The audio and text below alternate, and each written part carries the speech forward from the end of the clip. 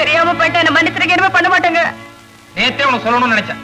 ஒரு வயசு பொண்ணு சின்ன பசங்க சரியா ஓடி சேர்ந்து சுத்திட்டு வெக்கமால உனக்கு? பத்தாக்கு இங்க வர வேண்டிய நீ? இல்ல, நான் எப்போ இவங்களோட சேர்ந்தா சுத்திட்டு இருப்பேன். இன்னைக்கு திடீர்னு பள்ளிக்கூட ஆரம்பிச்சதால இவங்க எல்லாம் இங்க வந்துட்டாங்க.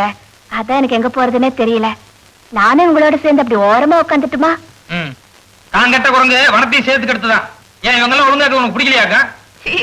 அப்படியெல்லாம் ஒண்ணும் பண்ண மாட்டேங்க. நல்ல புள்ளையாட்ட அமைதியா அப்படி உட்காந்துருக்கேன். உங்க அமைதியெல்லாம் எங்களுக்கு தேவையில்லை. முதல்ல வெளியே கிளம்பு.